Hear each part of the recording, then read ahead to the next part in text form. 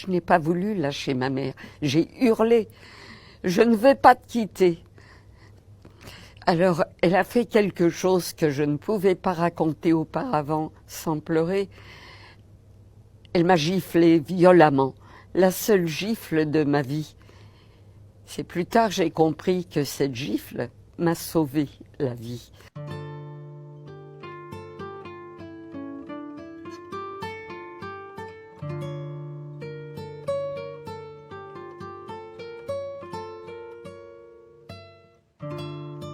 J'ai subi la rafle du Veldiv et je me suis échappée lors de la rafle. J'avais 8 ans. Pour moi, ça représente quelque chose d'important qui a bouleversé ma vie parce que j'ai dû quitter ma mère à ce moment-là.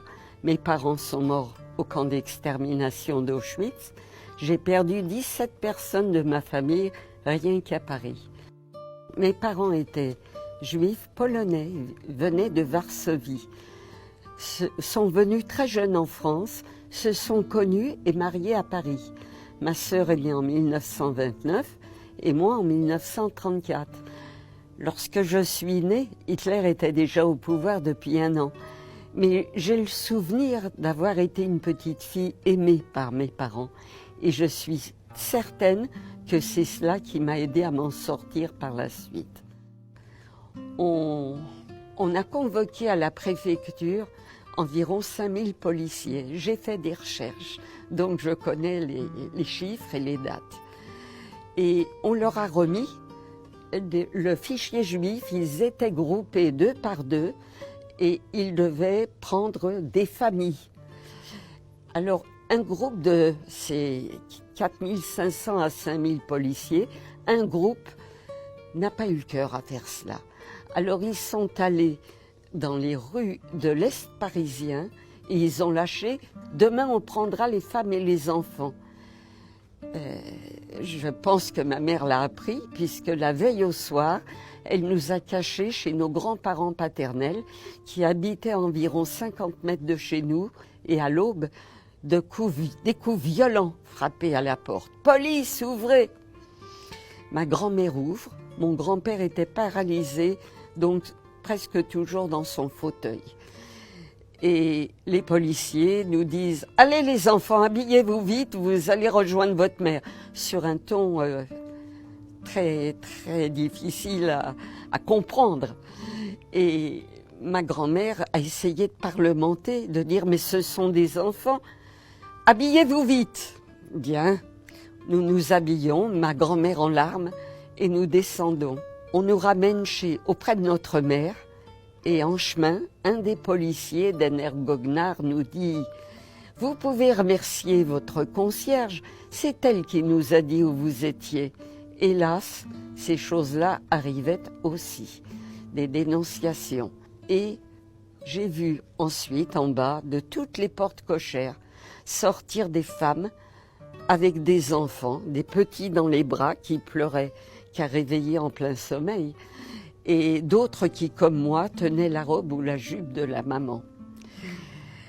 Et le flot grossissait, et toute la masse étoilée, parce que nous portions l'étoile depuis le mois de juin, le début juin, toute la masse étoilée s'est mise en route. Les mamans, comme la mienne, criaient « Mais où allons-nous? Où nous emmenez-vous avec les enfants ?» Et elles criaient, et les policiers ne répondaient pas. En ce qui nous concerne, on nous a emmenés jusqu'à la Bellevilloise.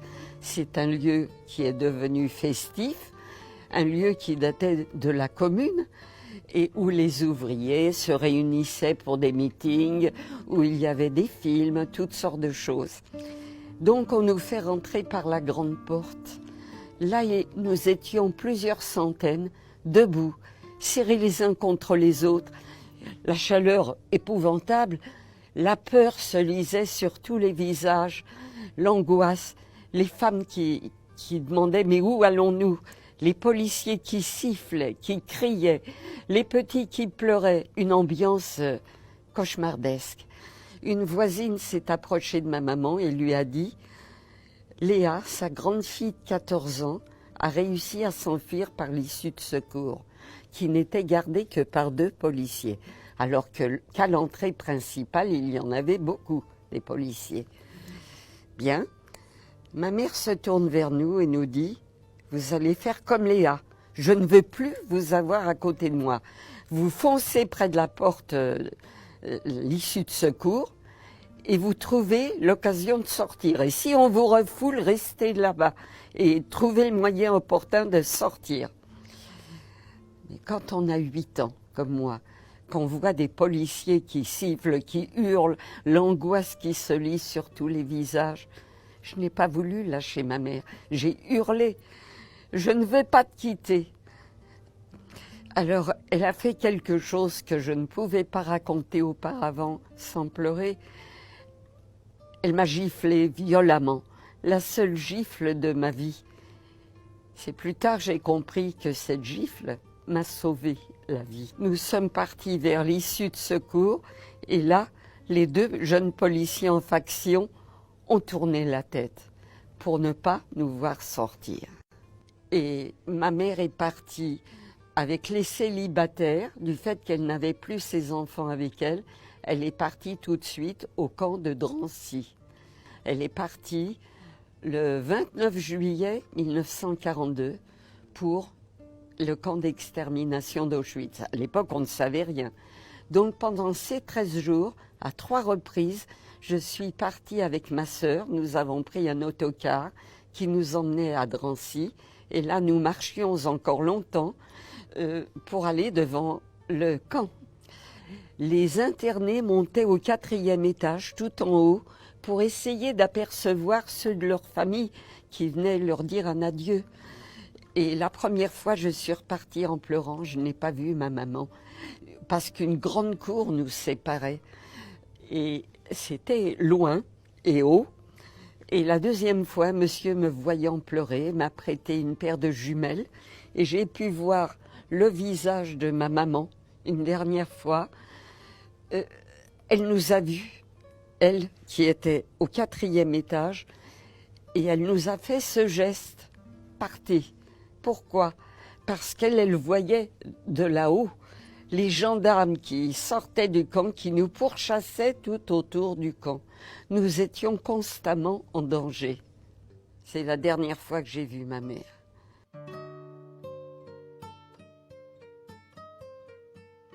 J'ai compris ensuite qu'elle allait directement à la chambre à gaz.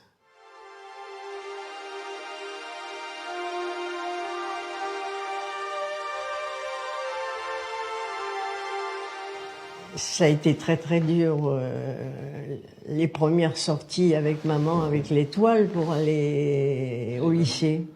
J'avais l'habitude de traverser le square Verdrel. Qui était juste en face de chez nous. Et puis un beau jour, j'ai vu une pancarte devant le square. Est-ce que vous pouvez me raconter la rafle de Rouen? J'ai compris tout de suite que c'était l'arrestation. Ils sont montés avec maman, ils ont dit « préparez-vous une petite valise ». Et moi, j'ai voulu aller dans la salle de bain. Et ils m'ont interdit de fermer la porte. Ils avaient peur que je me sauve. On est parti à pied à la gare de Rouen, où on a pris le train normal pour Paris. Et arrivé à la gare Saint-Lazare, on nous a collés sur le côté et on a vu arriver les autobus et mon père a compris, il a dit « on va à Drancy ». C'était le 15 janvier, il faisait pas très chaud. 15 janvier 43.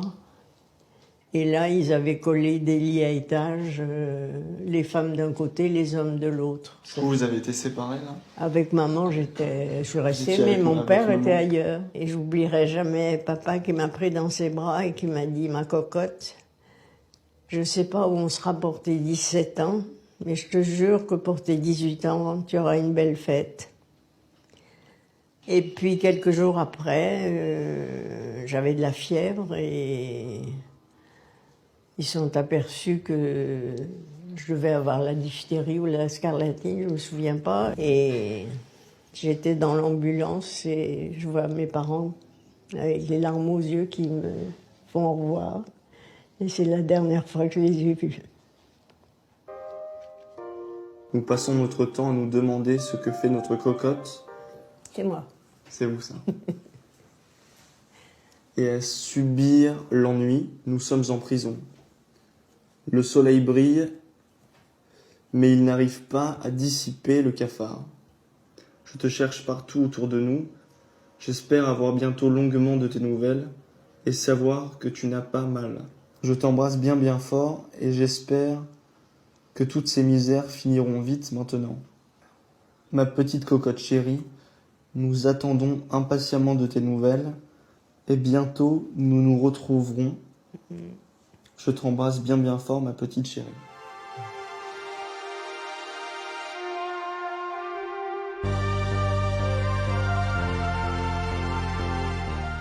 Il y avait beaucoup de pleurs la nuit, et maman, et souvent j'étais obligée de les consoler ou même de les prendre avec moi dans la chambre. Le train s'est arrêté. Ils nous ont dit, vous laissez tous les bagages dans le wagon. Et je descends, et puis je vois qu'il marchait devant moi une petite fille toute seule, qui devait avoir 5-6 ans, une petite blonde, qui pleurait parce qu'elle n'avait pas eu le temps de mettre ses chaussures. Alors je l'ai pris par la main, et il y a un homme en treillis qui m'a dit surtout ne prends pas d'enfant par la main. Je n'ai pas compris.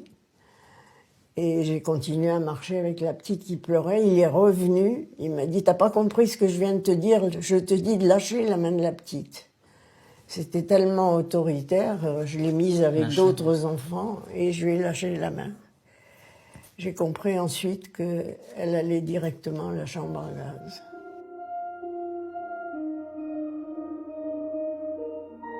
On a convoqué quelques milliers de policiers et on leur a remis le fichier juif. À l'aube, de grands coups frappés à la porte.